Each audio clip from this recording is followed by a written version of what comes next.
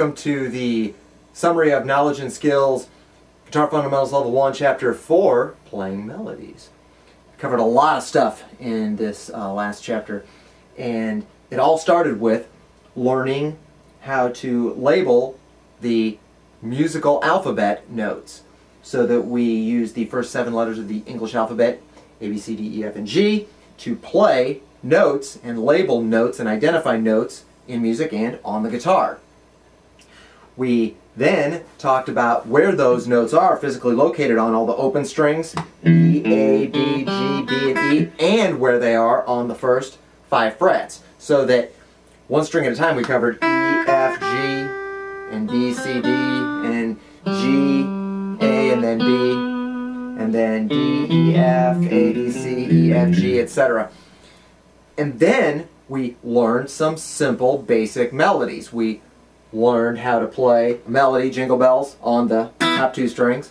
You should be able to play that melody, that, etc. We also learned a riff on the middle 2 strings, the D and the G string, so that you should be able to play that little riff. And then we learned a little melody, a little riff on the bottom 2 strings as well. You want to be able to play all 3 of those melodies. We also talked about how to learn and practice how to separate the process of learning a piece of music, so that how you can learn the physical locations of the notes and the physical movements and then worry about putting them in time. That it's a 2-step process that you should implement and use in order to learn from the beginning to even more intermediate and advanced pieces of music. That it's a 2-step process. The last thing we covered was naming accidental notes, so that we learned what the sharps and flats were in between the letters. So that we learned that we have E, F, G, and that we have, for example, an F sharp in between F and G, or a G flat in between F and G. I suggest that you use the checklist on the lesson text so that you can make sure that you have all of that knowledge and can do all of those skills, so that you've got a definite level of competence that you're ready to move on to the next chapter.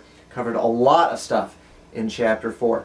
Another great thing that I would suggest to do is use the blank fretboard, and you can use it as a little test so that you can write in all of the notes yourself, print it out, write it on a piece of paper, or pick up the guitar on a regular basis, right now even, since you're here at the summary for Chapter 4, and see if you know where all of those notes are. See if you can pick up the guitar and say, aha, there's E, F, G, A, B, C, D, E, F, G, A, B, C, D, E, F, G, and then go back and do the same thing, but fill in all of the sharps and flats, all the accidentals, so that you can say them all as sharps. E, F, F sharp, G, G sharp, A sharp, B, C, C sharp, D.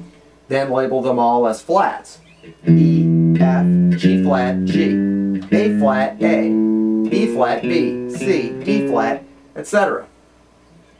All of the knowledge and skills you definitely want to have under your grasp, or be able to play under your fingers on the guitar, before you can consider yourself competent enough to move on to the next chapter. When you do all that stuff down, we'll see you at the next chapter, Chapter 5.